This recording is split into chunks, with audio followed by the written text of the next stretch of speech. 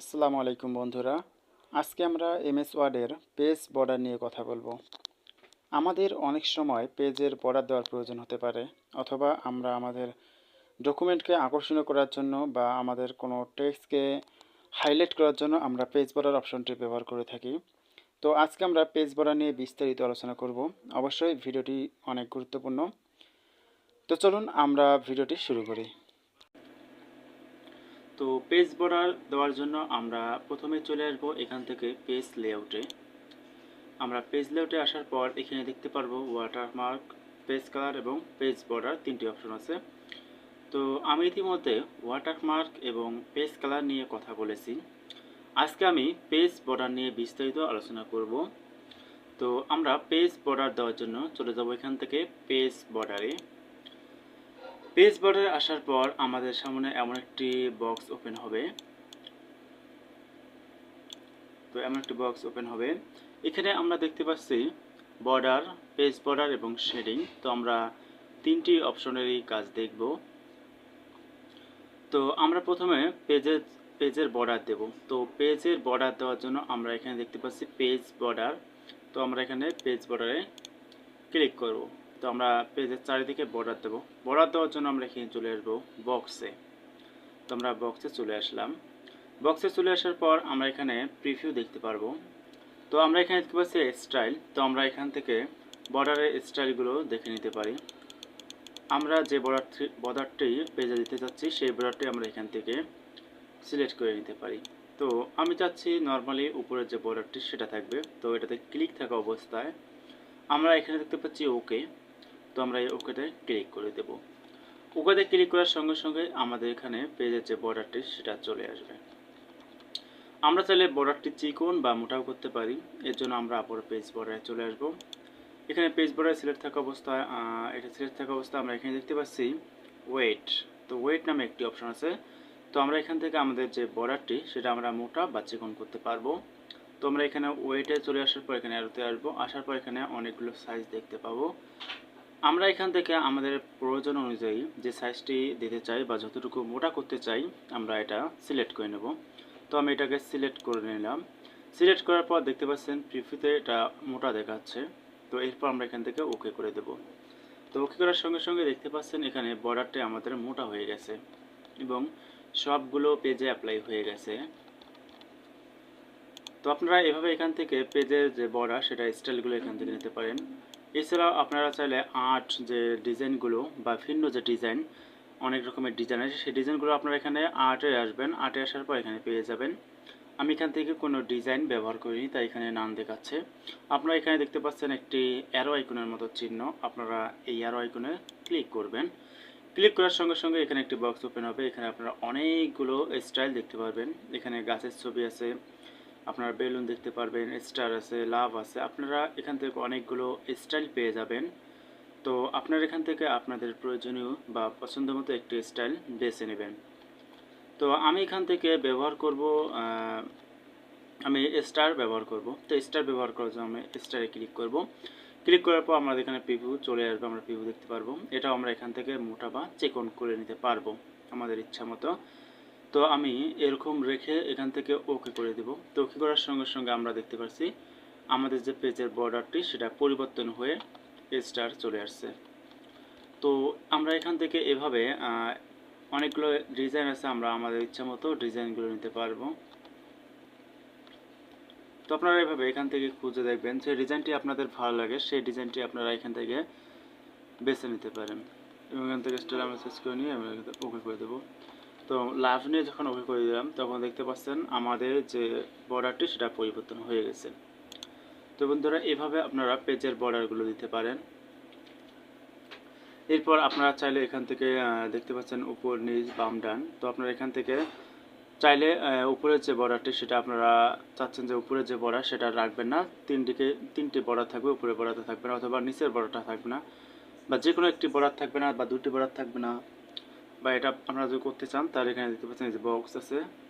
আপনারা এখানে ক্লিক করলে দেখতে পারবেন উপরে যে বর্ডারটি সেটা নাই বা এটা রিমুভ হয়ে গেছে, এবং আপনারা চাচ্ছেন নিচের যে বর্ডারটি সেটাও থাকবে না। এটার জন্য আপনারা এখানে দেখতে পাচ্ছেন এটা ক্লিক করলে নিচের যে বর্ডারটি সেটাও রিমুভ হয়ে গেছে। এরপর আমরা যদি ওকে করে দিই তাহলে দেখতে পারবো উপরের এবং নিচের যে বর্ডার সেটা নাই, দুই দিকের যে বর্ডার সেটা আছে। আমরা আবার চলে আসলাম, আমরা উপর এবং নিচের বর্ডারটা দেওয়ার জন্য আবার এখানে ক্লিক করব এবং আমরা চাচ্ছি বাম ডানের যে কোনো একটি বর্ডার থাকবে না, এটা করার জন্য আমরা এখানে ক্লিক করে ওকে করে দেবো। তাহলে দেখতে পারবো আমরা এটা রিমুভ করে দিচ্ছি এবং তিন দিকেই বর্ডার আছে, শুধু এদিকে বর্ডার নেই। তো এটা আপনারা করতে পারেন। তো আমরা তো এইভাবে আপনারা করে নেবেন। তো আমি নর্মালি চতুর্দিকে বর্ডার রেখে দিলাম, দেওয়ার পর ওকে করে দিলাম। তো দেখতে পাচ্ছেন এখন চতুর্দিকেই বর্ডার আছে পেজের। তো আমরা আবার পেজ বর্ডারে আসলাম। এখন আমরা চাচ্ছি আমাদের যে পেজ আছে সেই পেজে শুধু 1 নম্বর বা প্রথম যে পেজটা আছে সেটাতেই শুধু বর্ডার থাকবে, বাকি যে পেজগুলো আছে সেই পেজগুলোতে আমরা বর্ডার রাখবো না। তো এটা করার জন্য আমরা এখানে দেখতে পাচ্ছি অ্যাপ্লাই টু, এর নিচে আছে উইল ডকুমেন্ট। তো আমরা উইল ডকুমেন্টের পাশে একটি তীর চিহ্নের মতো দেখতে পাচ্ছি, আমরা এখানে ক্লিক করব। ক্লিক করার পর আমাদের সামনে কিছু অপশন আসবে, এখান থেকে আমরা দেখতে পাচ্ছি this section first page only. তো আমরা এটা সিলেক্ট করে নেব। সিলেক্ট করার পর আমরা এখান থেকে ওকে করে দেবো। তো ওকে করলে দেখতে পারবো আমাদের ফার্স্ট পেজে বর্ডার আছে, কিন্তু পরবর্তী যে পেজগুলো সেই পেজগুলোতে বর্ডার নেই। এভাবে আপনারা চাইলে আপনাদের যে প্রথম পেজটা সেটার বর্ডার আপনারা রিমুভ করে শুধু প্রথম পেজে বর্ডার থাকবে না, বাকি সবগুলো পেজে বর্ডার থাকবে। এটা করার জন্য আপনারা আবার চলে আসবেন, আসার পর অ্যাপ্লাই টু এখানে আসার পর আবার এখানে চলে আসবেন। আসার পর নিচে যে অপশনটি দেখতে পাচ্ছেন this section all expert first page, অর্থাৎ ফার্স্ট পেজ ছাড়া ব্যতীত সব পেজে আপনাদের বর্ডার থাকবে। এটা করার জন্য এটাতে ক্লিক করবেন, করার পর আপনারা ওকে করে দেবেন। তো ওকে করার পর আপনারা এখন উপরের যে পেজটি সেটাকে দেখতে পাচ্ছেন যে কোনো বর্ডার নেই, কিন্তু পরবর্তী যে পেজগুলো সেই পেজগুলোতে বর্ডার আছে। এরপর আমরা আবার চলে এসেছি, আসার পর আমরা সবগুলো ডকুমেন্টের সবগুলো পেজেই বর্ডার রাখবো। এর জন্য আমরা এটাতে ক্লিক করে উপরে যে উইল ডকুমেন্ট এটাতে সিলেক্ট থাকা অবস্থা আমরা ওকে করে দেবো। তাহলে ডকুমেন্টের সবগুলো পেজে আমাদের বর্ডার চলে আসবে। তো আমরা পেজ বর্ডার সম্পর্কে জানলাম। এখন আমাদের প্রয়োজন হতে পারে আমাদের যে টেক্সটগুলো আছে বা প্যারাগ্রাফ আছে সেই প্যারাগ্রাফগুলোতে আমরা বর্ডার ব্যবহার করব। আমরা চাচ্ছি যে এখানে যে 3 নম্বর প্যারাটা আছে সেটাতে আমরা বর্ডার ব্যবহার করব। তো এখানে বর্ডার ব্যবহার করার জন্য বা টেক্সটে বর্ডার ব্যবহার করার জন্য আমরা এখানে দেখতে পাচ্ছি বর্ডার। তো আমরা এখানে বর্ডারে চলে আসব, তো আমি এটাকে রিমুভ করে দিচ্ছি, আমরা আগে সিলেক্ট করে নেব। তো আমরা চাচ্ছি যে আমাদের যে 2 নম্বর প্যারাটা সেটা আমরা বর্ডার দেবো, এই বর্ডার দেবো। এটা বর্ডার দেওয়ার জন্য আমরা এটাকে সিলেক্ট করে নেব। সিলেক্ট করার পর আমরা চলে আসবো পেজ বর্ডারে। পেজ বর্ডারে আসার পর এখানে দেখতে পাচ্ছি বর্ডার নামে একটি অপশন, আমরা এখানে চলে আসব। এখানে আসার পর এখান থেকে আমরা বক্সে চলে আসব। বক্সে আসার পর আমরা পূর্বের মতো এখান থেকে আমাদের প্রয়োজনীয় যে স্টাইলটি সেটা এখান থেকে বেছে নিতে পারি। তো আমি এই স্টাইলটি নিয়ে নিলাম। এটা নেওয়ার পর আমরা এখান থেকে পূর্বের মতো ওয়েটটা বাড়াতে বা কমাতে পারবো। তো আমি একটু ওয়েটটা বাড়িয়ে নেব, এখান থেকে ওয়েটটা বাড়িয়ে নিলাম। ওয়েটটা বাড়ার পর এখানে প্রিভিউ তো আমরা দেখতেই পাচ্ছি। তো আমরা এখন এটা দেখতে পাচ্ছি প্যারাগ্রাফ, তো আমরা প্যারাগ্রাফ থাকা অবস্থায় ওকে করে দেব। তো ওকে করার সঙ্গে সঙ্গে দেখতে পাচ্ছি আমাদের যে প্যারাগ্রাফটি ছিল যেটা আমরা সিলেক্ট করে নিয়েছিলাম সেটির মধ্যে আমাদের যে বর্ডারটি সেটা চলে আসছে বা অ্যাপ্লাই হয়ে গেছে। এরপর আমরা চাচ্ছি যে আমাদের যে বর্ডারটি আছে সেটা এইভাবে পুরোটা মিলে একটা বর্ডার না হয়ে প্রত্যেকটি লাইন আলাদা আলাদা বর্ডার হবে। তো প্রত্যেকটি লাইন আলাদা আলাদা বর্ডার করার জন্য আমরা এটাকে আবারও এইভাবে সিলেক্ট করে নেব। সিলেক্ট করে নেওয়ার পর আমরা এখানে পেজ বর্ডারে চলে আসব। পেজ বর্ডার থেকে এখানে বর্ডারে চলে আসব। আসার পর এখানে বক্সে চলে আসব। এখান থেকে আমরা স্টাইলগুলো নিতে পারি আমাদের পছন্দ মতো। তো আমি উপরে স্টাইলটি রেখে এখান থেকে দেখতে পাচ্ছি প্যারাগ্রাফ। তো আমি এখন প্যারাগ্রাফটা চেঞ্জ করে দেবো। প্যারাগ্রাফ রেখে আমি যদি ওকে করে দিই তাহলে পূর্বের মতো পুরোটা মিলে একটি বক্স হয়ে যাবে। তো আমি চাচ্ছি প্রত্যেকটি লাইন আলাদা আলাদা বক্স হবে। তো এটার জন্য প্যারাগ্রাফ না রেখে আমি এখানে চলে আসবো তীর চিহ্নে। আসার পর এখানে দেখতে পাচ্ছি টেক্সট। তো আমি এখান থেকে টেক্সট করে দেব। টেক্সট করার পর এখানে প্রিভিউ দেখতে পাচ্ছি লাইনটিতে টেক্সট হয়ে গেছে। এরপর আমরা ওকে করে দেবো। তো এখন দেখতে পাচ্ছি প্রত্যেকটি লাইন আলাদা আলাদাভাবে আমাদের বর্ডার হয়ে গেছে। তো আমরা এটা দেখলাম বর্ডারের কাজ। তো এইভাবে আমরা বর্ডারের কাজটি করতে পারি এখান থেকে চেস করে নিয়ে। তো এখন আমরা দেখব শেডিংয়ের কাজ। অর্থাৎ আমাদের অনেক সময় এমন হতে পারে যে আমরা আমাদের এই প্যারাগ্রাফ বা কোনো টেক্সটকে হাইলাইট করার জন্য কালার ব্যবহার করতে পারি।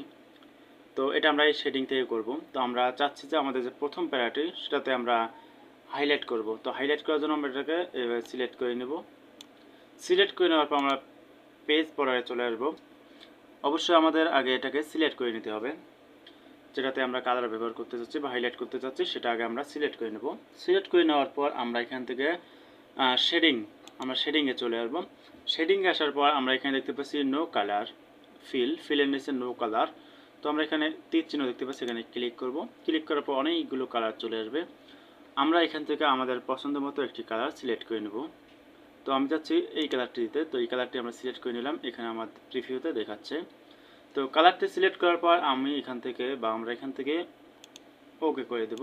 তো ওকে করার সঙ্গে সঙ্গে দেখতে পাচ্ছি যে আমাদের যে কালারটি সেটা এখানে চলে আসছে। আমরা শুধু লাইনগুলোকে আলাদাভাবে কালার দেব।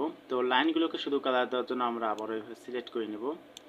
সিলেক্ট করে নেওয়ার পর আমরা পেজ বর্ডারে চলে আসবো। আসার পর এখান থেকে শেডিং আসার পর আমরা আগের মতো এখান থেকে একটি কালার চয়েস করে নেব। তো আমি এখান থেকে এই কালারটি নিয়ে নিলাম। কালারটি নেওয়ার পর আমরা এখানে দেখতে পাচ্ছি অ্যাপ্লাই টু এনএসএ প্যারাগ্রাফ। তো আমরা এখান থেকে টেক্সট করে দেবো। প্যারাগ্রাফ থাকলে এভাবে আগের মতো আমাদের কালারটি পুরোটাতে চলে আসবে, কিন্তু আমরা আলাদা আলাদা প্রত্যেকটি লাইনে আমাদের কালার থাকবে, কিন্তু বাকি যে জায়গাগুলো সেগুলোতে কালার থাকবে না। এটার জন্য আমরা টেক্সট করে নেব। প্যারাগ্রাফটাকে চেঞ্জ করে আমরা টেক্সট করে নেব। টেক্সট করে নেওয়ার পর আমরা এখান থেকে ওকে করে দেব। তো এখন দেখতে পাচ্ছেন যে লাইনগুলোতে শুধু আমাদের কালার হয়ে গেছে। তো এভাবে আপনারা শুধু লাইনগুলোতে কালার করতে পারবেন।